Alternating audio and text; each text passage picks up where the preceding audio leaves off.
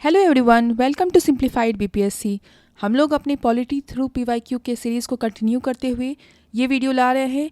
ये इस सीरीज़ का 4th वीडियो है और ट्रस्ट मी, अगर आप इतना कर लेते हैं ना तो आपका 90% क्वेश्चंस तो पक्का बन जाएगा और बाकी 10% क्वेश्चंस भी बन ही जाएंगे, क्योंकि ऑप्शंस भी तो हम लोग कवर करते हैं। तो चाहे आप टॉपर हों या फिर आप एक बिगनर हों, दोनों के लिए ये पीवाईक्यू बहुत ही हेल्पफुल होगा। और इस 71st बीपीएससी में शॉर्ट इससे क्वेश्चंस आने वाले हैं। ओके, सो कंटिन्यू करते हैं। सबसे पहले section 1, the president. Okay, so questions क्या क्या आते हैं उसमें। तो सबसे पहले, who is the executive head of state in India.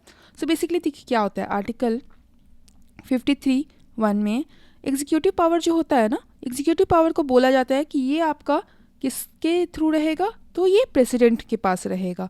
और ये चाहे डायरेक्टली या फिर अपने सबऑर्डिनेट ऑफिसर्स के थ्रू ये काम करेंगे as per the constitution. So executive head कौन होगा, तो प्रेसिडेंट होंगे। और ये आपका कब पूछा गया था, तो 44th बीपीएससी में पूछा गया था। Okay, question number 2, the executive power of the central government is vested by the constitution इन।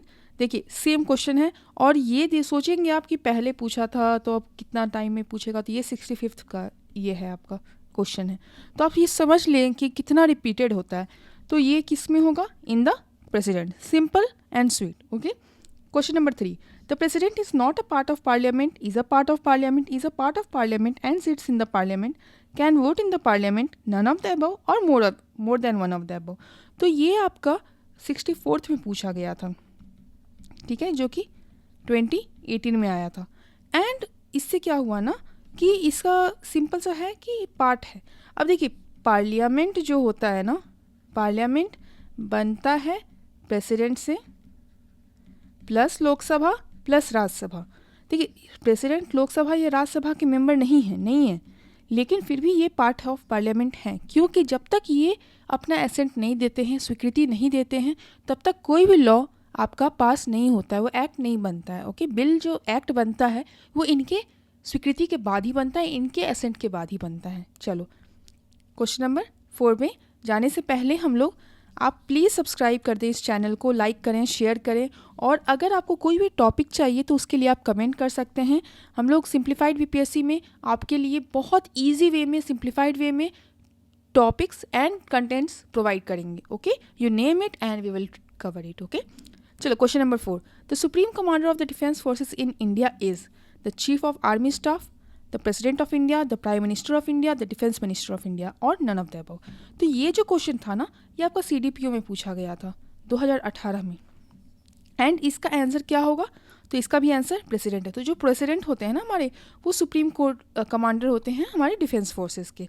इसका मतलब है कि जो पावर होता है, रिस्पॉन्सिबिलिटी होता है, वो तो आपका ये मतलब कैबिनेट का होता है, लेकिन इसका जो डिस्चार्ज करते हैं वो मिनिस्ट्री ऑफ डिफेंस। तो इन जनरल सुप्रीम कमांडर पूछेगा, आप सिंपल याद रखिए कि प्रेसिडेंट लिखना है इसमें। ठीक है, अब आगे बढ़ते हैं। Question number 5, president of India exercises his powers. अभी जस्ट हमने देखा था कि president of India directly exercise नहीं करते हैं, तो वो किसके थ्रू करते हैं, इधर डायरेक्टली और through officer subordinate to him, through ministers, B में हो गया, सी में हो गया थ्रू प्राइम मिनिस्टर्स और डी में हो गया through cabinet, none of the above, more than one of the above. ये आपका 2016 की बीपीएससी में पूछा गया था, 60th to 62nd। Okay, and इसका आंसर क्या होगा, इधर डायरेक्टली और through officers subordinate to him. So basically ये आपका कहाँ पे लिखा गया है, तो आर्टिकल 53(1) में लिखा गया है कि एग्जीक्यूटिव पावर जो होगा ना यूनियन का, देखिए 52 में बोला गया है कि एक प्रेसिडेंट होंगे, ठीक है, 53 में बोला गया है कि जो एग्जीक्यूटिव पावर होगा वो प्रेसिडेंट के हाथ में होगा, वो चाहे डायरेक्टली करें या फिर अपने सबऑर्डिनेट ऑफिसर्स के थ्रू करें। तो आंसर हो गया। Question number 6, the Indian president is eligible for री election for how many times. क्या कोई लिमिट है, तो हम लोग चलो देखते हैं कितने टाइम के लिए वो री इलेक्शन के लिए एलिजिबल है। Once, twice, thrice, any number of times, none of the above, more than one of the above. बहुत सा सिंपल सा एग्जाम है, मतलब क्वेश्चन है। ये कब पूछा गया था, 67th में पूछा गया था। एंड वी नो कि इसका आंसर डी होगा। इंडिया में कोई भी आपका लिमिट नहीं है नंबर ऑफ ये पे, इसलिए कितने भी बार वो इलेक्ट हो सकते हैं। और ये इलेक्शन जो होता है ये आपका आर्टिकल 57 में कवर्ड होता है। वो बताते हैं कि कैसे एलिजिबिलिटी होगा इलेक्शंस का प्रेसिडेंट का। ठीक है, री इलेक्शन, बेसिकली 57 में री इलेक्शन का बात होता है कि कौन रख सकते हैं, नहीं कर सकते हैं। Okay, the electoral college for the election of president of India, मतलब कौन कौन लोग वोट देते हैं प्रेसिडेंट ऑफ इंडिया के इलेक्शन में, ठीक है। All the elected members of Rajya Sabha, all the elected members of Lok Sabha, all the members of state legislative assemblies, all the elected members of both the houses of parliament and elected members of the state legislative assemblies, none of the above, more than one of the above। और ये आपका पूछा गया था 66 के BPSC में। Okay, तो हम लोग को ये पता है कि कौन सा होगा इसमें। Yes, all the elected members of both the houses, चाहे वो लोकसभा हों राज्यसभा हों, दोनों के इलेक्टेड मेंबर्स एंड जो लेजिस्लेटिव असेंबलीज होती है, जो स्टेट लेजिस्लेटिव असेंबलीज होती हैं, उनके भी इलेक्टेड मेंबर्स को वोट देने का राइट है। नो नॉमिनेशन, नॉमिनेटेड वालों को नहीं होता है, नहीं नॉमिनेशन वालों को नहीं होता है, जो नॉमिनेशन के थ्रू आते हैं ना, जो गवर्नर और प्रेसिडेंट करती है, वो सब के थ्रू नहीं होते हैं। ओके, चलो क्वेश्चन नंबर 8, और ये क्वेश्चन 66 में आया था। इन India the president is elected by, और ये आपका 65th बीपीएससी का है। ओके, प्रेसिडेंट किसके द्वारा इलेक्ट करते हैं, हम लोग जस्ट देख चुके हैं। आपका इसमें हमने देखा कि राज्यसभा, सिर्फ राज्यसभा नहीं भाई, the people of India, no, it is indirect election. Members of both houses of parliament, नहीं, स्टेट लेजिस्लेटिव असेंबलीज के भी लोग करते हैं, नहीं, by parliament and state legislative. तो सिर्फ अगर आप ये करते तो इसमें तो नॉमिनेशन वाले भी आ जाएंगे, तो नहीं, ये भी नहीं होगा। And none of the above, more than, नहीं, तो यही आंसर बचता है। Okay, question number 9, in India the president is elected. See देखिए, आप 66 में आए, 65, मतलब जो लोग ये पढ़े होंगे वो इजीली ये क्वेश्चन बना सकते थे। ओके, तो क्वेश्चन नंबर 9 भी रिपीटेड है कि कैसे होता है। तो single transferable vote, direct election, single transferable vote system, proportional vote system, open ballot system. तो बेसिकली आपका इसका आंसर क्या होगा, ये दोनों बी एंड सी। देखिए, डायरेक्ट इलेक्शन तब होता है जब पीपल डायरेक्टली इलेक्ट करते, तो वो तो होता नहीं है। ओपन बैलेट सिस्टम भी नहीं होता है। तो आपका सिंगल ट्रांसफरेबल वोट सिस्टम होगा और प्रोपोर्शनल वोट सिस्टम। तो बेसिकली ये है, ये बहुत पहले पूछा गया था, 41st बीपीएससी में पूछा गया है। तो बेसिकली क्या होता है ना कि देखिए, प्रेसिडेंट जो होते हैं वो प्रोपोर्शनल रिप्रेजेंटेशन से इलेक्ट होते हैं। इसका मतलब है कि जो एक एमपी के एमएलए के पास जो पावर होता है वो आपका एज़ पर द कॉन्स्टिट्यूशन हम लोग कैलकुलेट करते हैं, और वो लोग आपका वोट देते हैं। एंड देन जिसका सबसे आपका कम होता है उसका वोट कट के फिर जो सेकंड प्रायोरिटी बेसिस होता है, लिस्ट सिस्टम होता है इसमें। तो ये थोड़ा सा आपका टीडियस है। अगर आप चाहते हैं कि प्रेसिडेंट इलेक्शन पे हम लोग डिटेल्ड वीडियो बनाएं तो आप प्लीज़ कमेंट कीजिए। ओके, एंड एक और डिटेल है, अभी तक जम्मू एंड कश्मीर को इसमें इंक्लूड नहीं किया गया है। ओके, तो अगर आपको देखा जाए कि क्या सिर्फ एसएलए जो हैं, स्टेट लेजिस्लेटिव असेंबलीज, क्या सिर्फ स्टेट के होंगे कि ये यूटीज़ के भी होंगे, तो नहीं, स्टेट एंड यूटीज़। तो यूटीज़ में है, मतलब यूनियन टेरिटरीज़ में दिल्ली एंड पुडुचेरी कवर्ड है। ओके, हाँ, तो बस ये, लेकिन कश्मीर अभी तक इंक्लूडेड नहीं है। चलो, if there is any dispute, अगर कोई भी डिस्प्यूट होता है प्रेसिडेंशियल इलेक्शन के लिए, तो कहाँ हम लोग जाएं, कहाँ किसको रेफ़र करना पड़ेगा। तो ये क्वेश्चन आपका 38th बीपीएससी में पूछा गया था, और ये कब एग्ज़ाम हुआ था, 1992 के अराउंड। तो ठीक है, अगर आपको कोई भी डाउट है ना, तो आप डायरेक्ट जा सकते हैं supreme court. You don't need to go to attorney general और पार्लियामेंट, आप डायरेक्ट सुप्रीम कोर्ट जाएं। और ये चीज़ कहाँ मेंशन है, तो आर्टिकल 71 में मेंशन है, और इनका जो डिसीजन होगा, डिसीजन इज़ फाइनल। ओके, तो ये आपको याद होना चाहिए। चलो, which one of the following is electoral college for president but not for his impeachment. It is like 4 है यहाँ पे इम्पीचमेंट। देखिए, सिलेक्ट तो कर लिए हम लोग, इलेक्ट करने में सारे इलेक्टेड मेंबर्स को of legislative assemblies and Lok Sabha and Rajya Sabha, ठीक है, लेकिन हटाने के लिए किसका जो कॉलेज होगा, नहीं, मतलब उसको यूज़ नहीं करते हैं। तो बेसिकली देखिए, जब हटाना होता है ना, तो वो पार्लियामेंट में हो जाता है, उसके लिए हमें स्टेट की ज़रूरत नहीं होती है। और इसके बारे में आर्टिकल 61 में मेंशन है about the impeachment of the president.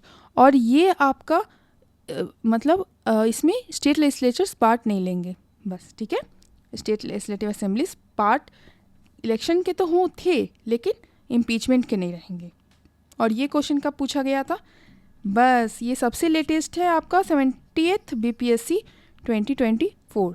का जो री एग्ज़ाम हुआ था उसमें पूछा गया था. Okay, consider the following statements with reference to president of India. Article 53 of the constitution of India mentions that the executive power of union shall be vested in the president. क्या ये सही है? Let's C.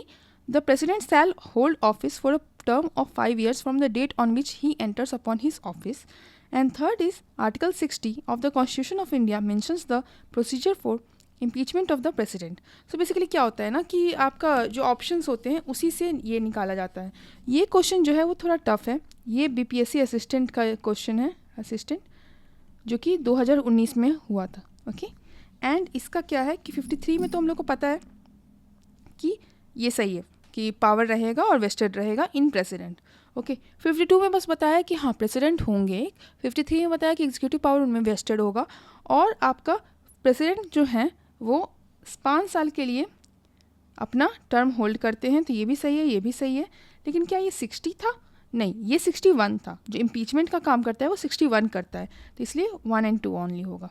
Okay, question number 13. If the position of president and vice president दोनों vacant है तो कौन position, किस position के इंसान जो होते हैं, ऑफिसर जो होते हैं, वो प्रेसिडेंट के रूप में काम करते हैं.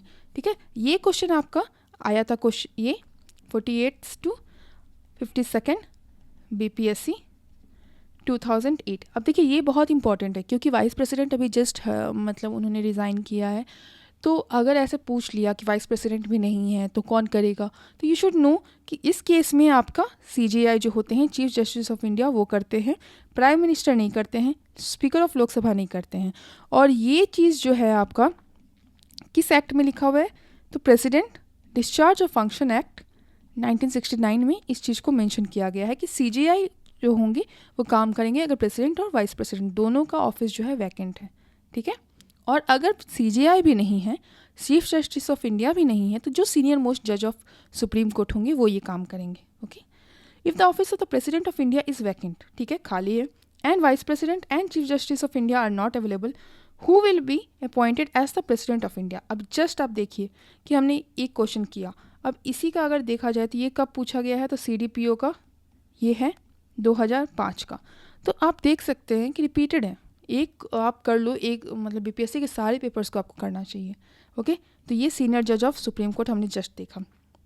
Okay, question number 15. The president of India can be removed, कैसे हटाया जा सकता है? By the prime minister of India, Lok Sabha, chief justice of India, parliament. तो अभी जस्ट हमने देखा कि आर्टिकल 61 में इम्पीचमेंट ऑफ द प्रेसिडेंट होता है for violation of the constitution. Okay, and ये आपका किया जाता है by parliament. It is not done by the state legislative assemblies. वो पार्ट लेते हैं इलेक्शन में, हटाने में नहीं. चुनने में लेते हैं, हटाने में नहीं लेते हैं. ओके, तो ये आपको थोड़ा सा याद होना चाहिए. चलें, क्वेश्चन नंबर अगर 16 पे हम लोग जाते हैं तो ये आपका who of the following has been vested with the executive power of the central government under the constitution of India. तो एग्जीक्यूटिव पावर किसके पास होता है? प्रेसिडेंट ऑफ इंडिया के पास, parliament prime minister of India के पास, सेंट्रल कैबिनेट के पास, की ऑल ऑफ द अबव. तो ये सिंपल है. हमने मतलब 53 आर्टिकल 53 में भी देखा. ये आर्टिकल 53 का डायरेक्ट स्टेटमेंट काइंड ऑफ रख दिया है इन्होंने. तो 53 में प्रेसिडेंट को दिया जाता है एग्जीक्यूटिव पावर. और ये क्वेश्चन कब पूछा गया था? तो 42 बीपीएससी में पूछा गया था. मैं आपको बस ये बताना चाह रही हूँ लिख के कि कौन सी ईयर में पूछा गया था, ताकि आप भरोसा करें कि देखिए क्वेश्चंस बहुत ईजी होते हैं. एक कर लिया ना तो उस चैप्टर के जो कुछ 4-5 ही पॉइंट हैं जिस पे हर साल क्वेश्चंस आ रहे हैं. Okay, we will do the repetitive one. देखिए मैं यहाँ पे आपको ऐसा नहीं बोलूँगी कि एक टॉपिक से मैं एक टाइप के एक ही क्वेश्चन करवाऊँगी, because I want you to इतना बार आप इसी में पढ़ लो ना कोई भी एक क्वेश्चन को, कि आपको वापस से जाके देखना ना पड़े कि अच्छा इस बार ये क्वेश्चन नहीं, एक ही क्वेश्चन आ रहा है. अगर 10 बार आएगा मैं 10 बार बोलूँगी, क्योंकि 10 बार में 10वीं बार आपको याद हो जाएगा वो. ओके, चलो question number 17. Indian constitution doesn't empower the president of India with the right. कौन सा मतलब प्रेसिडेंट कौन सा ये पावर उनको नहीं मिलता है प्रेसिडेंट ऑफ इंडिया? क्या अपॉइंटमेंट ऑफ प्राइम मिनिस्टर वो करते हैं? Let's see. Appointment of chief ministers वो करते हैं? Let's see. Being the supreme commander of defence forces? Let's see. And executing emergency in any part of the country. तो option A B C D में आपको कौन सा लगता है कि कौन सा उनके पास पावर नहीं है? अब आप ये समझें कि हमारा जो चीफ मिनिस्टर्स इन स्टेट हैं, अगर वो उनको अपॉइंट करने लगे प्रेसिडेंट, तो इतने इलेक्शंस होते हैं स्टेट्स में, वो काम फिर गवर्नर क्या करेंगे? तो गवर्नर ये अपॉइंटमेंट करते हैं सीएम्स की इन स्टेट्स। ओके, प्राइम मिनिस्टर का अपॉइंटमेंट आपकी प्रेसिडेंट करते हैं। साथ ही साथ हमने ये भी देखा कि कैसे वो सुप्रीम कमांडर थे। बाकी रिस्पॉन्सिबिलिटी भले ही मिनिस्टर ऑफ डिफेंस की हो, लेकिन सुप्रीम कमांडर का जो पोस्ट होता है, पोजीशन होता है, वो प्रेसिडेंट के पास होता है। साथ ही साथ देखिए, इमरजेंसी जो होता है वो national emergency, financial emergency and आपका स्टेट इमरजेंसी जो होता है, प्रेसिडेंट रूल भी जिसको कहते हैं। तो ये सारे जो आपका इमरजेंसी रूल्स हो जाते हैं वो भी आपके प्रेसिडेंट के द्वारा ही मतलब लागू किया जाता है। सो हम लोग उस पर भी आएंगे, लेकिन ये पता होना चाहिए कि चीफ मिनिस्टर का अपॉइंटमेंट तो प्रेसिडेंट नहीं करेंगे, और डजेंट है, ये याद रखिएगा।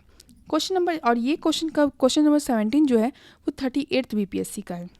Okay, question number 18, the president of India does not have the right to, क्या नहीं है उनके पास राइट?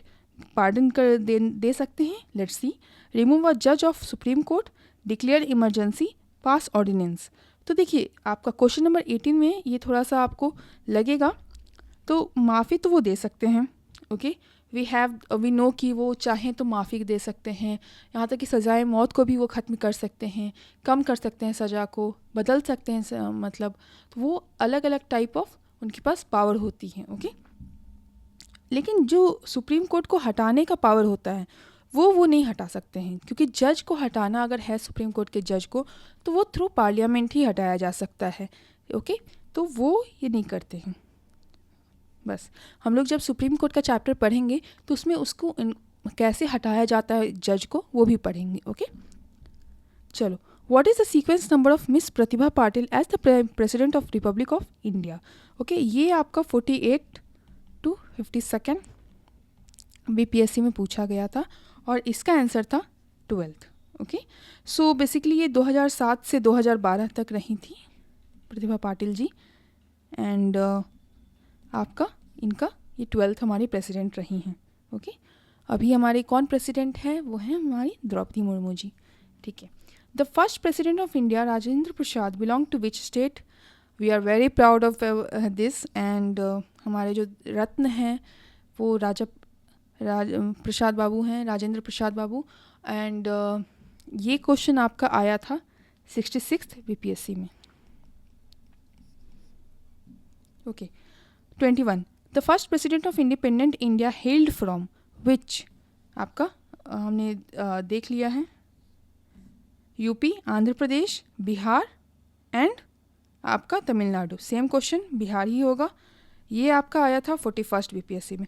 तो आप ये देखिए कि 41 से 66 क्या रिपीटेड नहीं है? तो हाँ, तो इसीलिए हमें 30 साल का क्वेश्चंस को करना है। A bill presented in parliament becomes an act after, just हमने देखा अभी आगे जब पार्लियामेंट का पार्ट्स पढ़ा रही थी कि पार्लियामेंट का पार्ट होता है लोकसभा, राज्यसभा एंड प्रेसिडेंट। तो हमने ये बात की कि एक बिल कभी भी एक्ट तभी बनता है जब उसे प्रेसिडेंट की स्वीकृति, प्रेसिडेंट का एसेंट मिल जाता है। तो अब हम लोग ऑप्शन देखेंगे, it is passed by both the houses, the president has given its assent, the prime minister has signed it and the supreme court has declared it to be within the competence of union parliament. तो इसका क्या answer होगा? Option B. Okay, and ये question कब पूछा गया था? तो ये 2008 की बीपीएससी में पूछा गया था, तो हो गया। अब इसके साथ हमारा प्रेसिडेंट का सेक्शन कंप्लीट होता है। वेल डन, आप अभी तक बने हुए हैं, और आप प्लीज़ एंड तक देखें, इसमें बहुत फ़ायदा होगा, I can guarantee you that. Okay, section 2, vice president. Which house does not have its chairman as a member? Okay, देखिए, जो वाइस प्रेसिडेंट होते हैं ना, वो हमारे राज्यसभा के चेयरमैन होते हैं। ओके, लेकिन वो उसके मेंबर नहीं होते हैं। ओके, तो ये चीज़ हमें याद रखनी होती है। तो ये आपका आंसर होगा राज्यसभा, और ये आपका पूछा गया था बीपीएससी कब लिया गया था? 2008 के एग्ज़ाम में पूछा गया था कि जो वाइस प्रेसिडेंट होते हैं ना, वो एक्स ऑफिशियो चेयरमैन होते हैं, वो मेंबर नहीं होते हैं। लेकिन जो इलेक्शन होता है वाइस प्रेसिडेंट का, जो इलेक्शन होता है उसमें कौन कौन लोग पार्ट लेते हैं?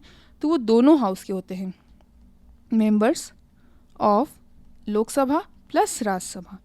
ठीक है, और इसके बाद आपका आर्टिकल 64 बताता है कि हमारे जो वाइस प्रेसिडेंट जी होते हैं, वाइस प्रेसिडेंट जो होते हैं वो हमारे एक्स ऑफिशियो चेयरमैन होते हैं।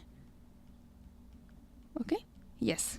चलो, question number 2, who is the ex official chairman of Rajya Sabha, हमने देखा अभी जस्ट, वाइस प्रेसिडेंट। एंड ये कब पूछा गया था, बहुत रिसेंट 63rd BPSC में। Okay, who is the chairman of Rajya Sabha, same question, और ये 45th का है। तो आप देख सकते हैं कि सेम क्वेश्चन कितनी बार आता है। ओके, अब आप देखिए which statement is false, false पूछ रहा है, ट्रू नहीं पूछ रहा है, तो हमें ये देखना होगा। Candidate for the post of president should be at least 35 years of age. Okay. Option B, the vice president becomes the chairman of the Rajya Sabha. Okay. The vice president is elected by the president of India. Dr. Rajendra Prasad was the first president of India. Okay. तो हमने अभी just देखा कि vice president को कैसे elect करते हैं। दोनों हाउसेस के मेंबर, लाइक लोकसभा हो राज्यसभा, दोनों के मेंबर्स आते हैं और वो इलेक्शन करके हमारे वाइस प्रेसिडेंट जी को चुनते हैं। तो ऑप्शन सी गलत है। ओके, और ये कब पूछा गया था आपका, 38th BPSC में पूछा गया था। देखिए इस टाइप के क्वेश्चन अब काफ़ी पूछे जा रहे हैं। 70th BPSC में भी हमने देखा कि स्टेटमेंट वाइज क्वेश्चन बहुत पूछे जा रहे हैं 69, 70 में। तो इसलिए आप लोग इसको थोड़ा सा डिटेल में पढ़िएगा जब भी इस टाइप 38th BPSC का ये क्वेश्चन बहुत इंपॉर्टेंट है। Electoral college for the 16th vice president election for of India consisted of how many members, कितने लोग थे जब 2022 में वाइस प्रेसिडेंट जी का इलेक्शन हुआ था। ओके, और ये क्वेश्चन कब पूछा गया, 67th BPSC में, जो कि 2021 के एंड में हुआ था, री एग्ज़ाम था बेसिकली, 2022 में हुआ था। ओके, तो इसका आंसर हो जाएगा 788, क्योंकि क्या हुआ था कि 233 मेंबर्स हैं राज्यसभा के, 12 लोग हैं ये इलेक्टेड होते हैं, 12 नॉमिनेटेड थे, और 543 जो होंगे वो लोकसभा के मेंबर हैं। तो टोटल मिला के कितने लोग हो गए, 788। ओके, तो कॉलेज क्या होता है, देखिए जो इलेक्टोरल कॉलेज है कितने लोग दे सकते हैं वोट। ओके, तो उसमें तो बस मैक्सिमम होगा, मतलब जो है जितने लोग हैं, मतलब इलेक्टेड हैं वो सारे होंगे। अगर वो आए उस दिन, वो नहीं आए, that is a different game. Okay, चलो question number 6, the serial number of mister Mohammad Ansari as vice president of India is, कौन सा नंबर है, तो सी 12th। ओके, तो मोहम्मद अंसारी जी जो थे वो भी हमारे 2007 से 2012 में भी इनको चूज़ किया गया था, तो वो भी हैं हमारे। ओके, तो इसके साथ ही साथ हमारा ये ख़त्म होता है। अब हम लोग आगे देखते हैं इसका कि prime minister of India is the head of, किनके हेड हैं वो, स्टेट गवर्नमेंट के, सेंट्रल गवर्नमेंट के, both state and central government के, नन ऑफ द अबव। तो हम लोग को पता है कि ये किसके हेड होंगे, सेंट्रल गवर्नमेंट के। देखिए article 74(1) of the Indian constitution में ये बोला जाता है कि एक काउंसिल ऑफ मिनिस्टर्स होगा, काउंसिल ऑफ मिनिस्टर। ओके, जिसमें क्या होगा, प्राइम मिनिस्टर ये हेड होंगे, जो कि एडवाइस करेंगे प्रेसिडेंट को कि कैसे काम होगा नहीं होगा। और इनफैक्ट वो जो है वो मेन हेड होते हैं हमारे सेंट्रल गवर्नमेंट के, वही लीडर ऑफ द पार्टी भी होते हैं। जो भी पार्टी जो होता है मेजॉरिटी में आता है लोकसभा के, उसके जो हेड होते हैं उन्हीं को प्राइम मिनिस्टर सहसम्मति से बनाया जाता है। Okay, question number 2, prime minister of India is generally कौन होते हैं, not a member of parliament, क्या वो मेंबर नहीं होते, member of Lok Sabha, member of Rajya Sabha, member of both the houses. तो बेसिक क्या है ना कि जनरली बोल रहा है, हमेशा तो नहीं, क्योंकि राज्यसभा के भी कई बार जो मेंबर्स थे, इंदिरा गांधी जो थी, जो पहली बार जब वो PM बनी थी, तो वो उस समय राज्यसभा की मेंबर थी। तो इंदिरा गांधी जी जो हैं हमारी लोकसभा की नहीं थी, लेकिन जनरली देखा गया है कि लोकसभा में जिसकी बहुमत होती है, जो लोग चुन के आए जाते हैं, जैसे हमारी मोदी जी भी अभी हैं, तो लोकसभा के मेंबर्स। तो जनरली अगर पूल रहा है तो ये लोकसभा हो जाएगा। ओके, और ये क्वेश्चन कब आया था, ये क्वेश्चन तो 47th में आया। ओके, चलो, तो prime minister of India is responsible, किसके तरफ वो रिस्पॉन्सिबल होते हैं आपका, क्या वो कैबिनेट के लिए होते हैं, प्रेसिडेंट के लिए होते हैं, लोकसभा के लिए होते हैं, राज्यसभा के लिए होते हैं, या फिर नन ऑफ द अबव, या मोर than one of the above. और ये क्वेश्चन जो है ये 63rd BPSC में पूछा गया था।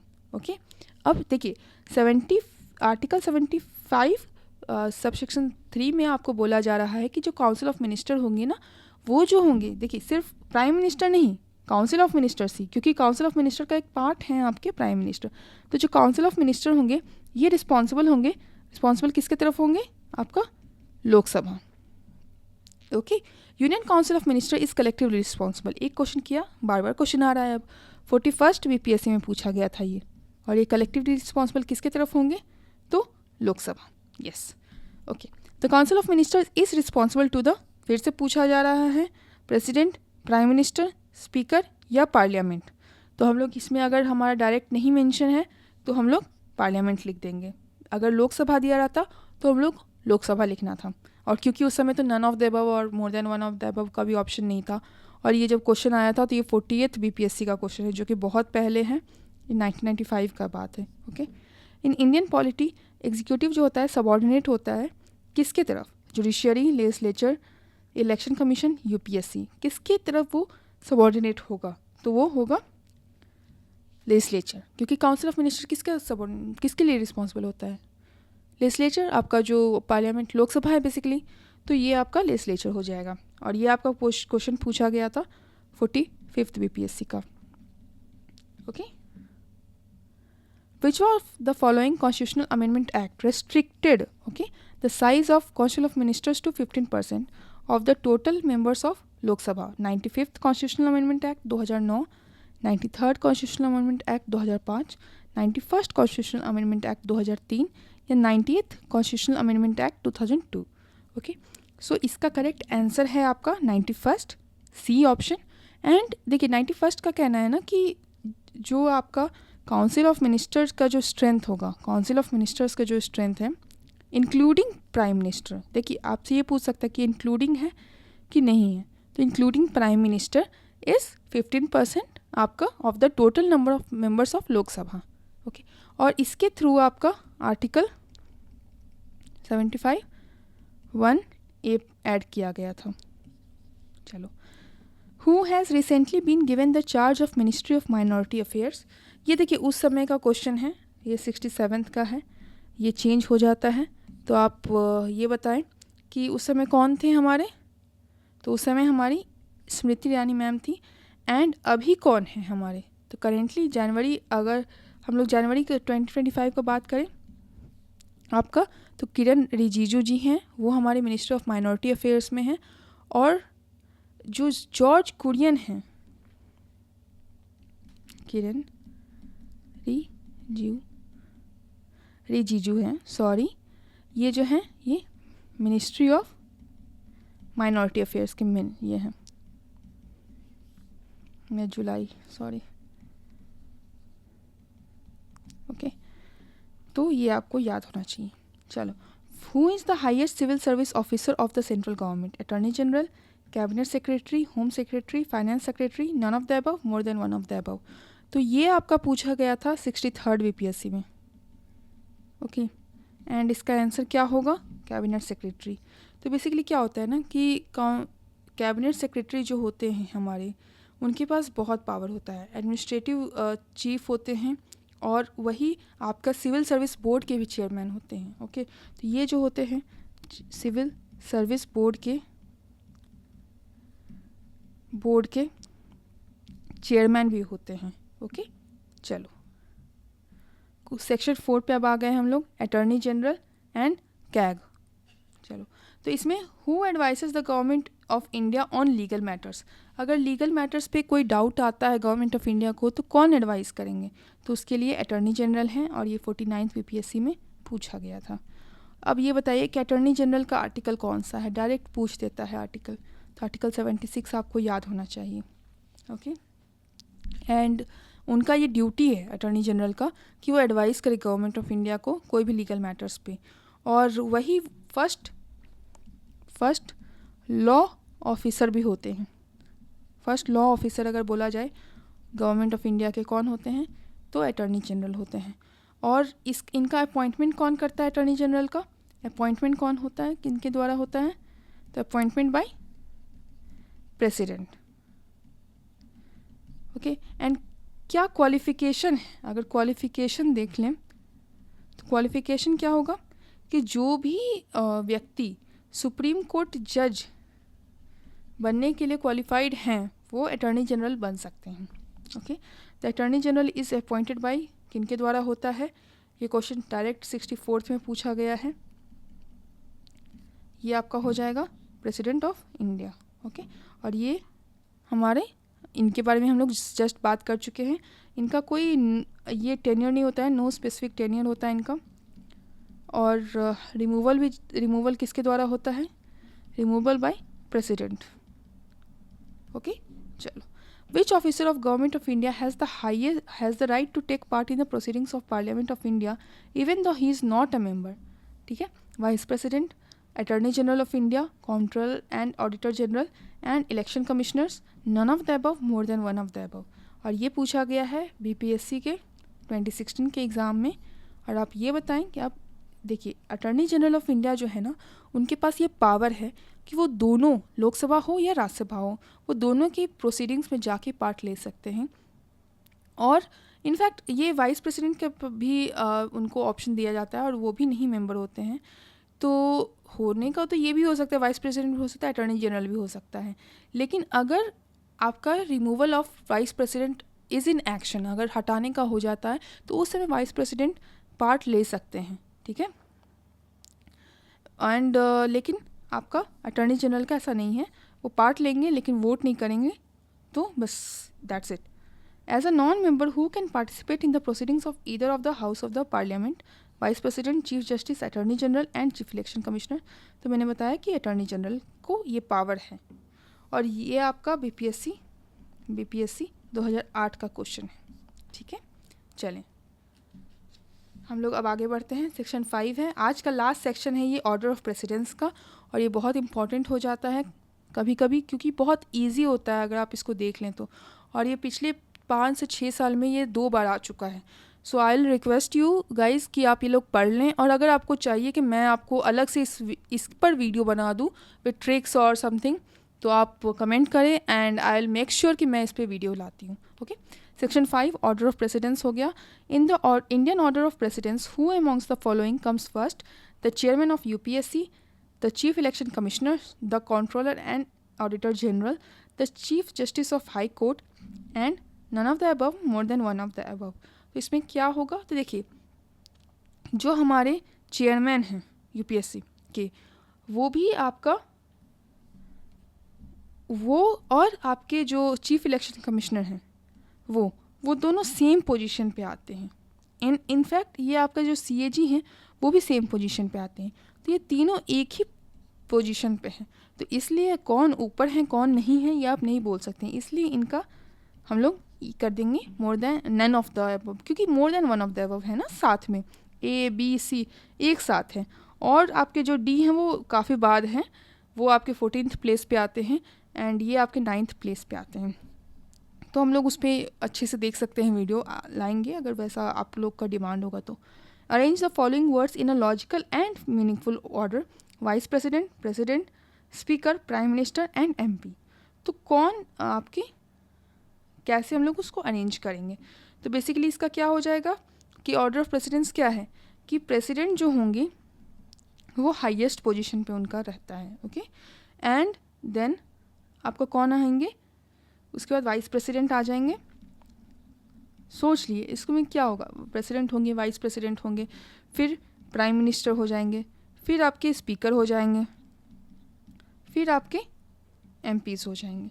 तो ये हो जाएगा। तो हम लोग देख सकते हैं 2, पहले 2 हो गया, फिर 1 हो गया, फिर 4 हो गया, फिर 3 हो गया, फिर 5 हो गया, मतलब ऑप्शन सी हो जाएगा आंसर। और इसके साथ ही हमारा ये सेक्शन भी आज का कंप्लीट होता है। Thank you for watching this video. अभी तक अगर आप एंड तक मेंटेन्ड हैं तो मतलब प्लीज़ सब्सक्राइब करके लाइक करें, शेयर करें। और आप लोग बस आप कमेंट करें कि जो भी टॉपिक्स आपको चाहिए, मैं पूरे PYQs को कवर करूँगी हर सब्जेक्ट्स के, एंड जल्दी जल्दी वीडियोज़ आएगा आप। तो आप लोग इसको ज़्यादा से ज़्यादा अपना रिव्यूज़ दें and we will make sure कि हम लोग आपको बेस्ट प्रोवाइड करें। Okay, so thank you for watching simplified BPSC।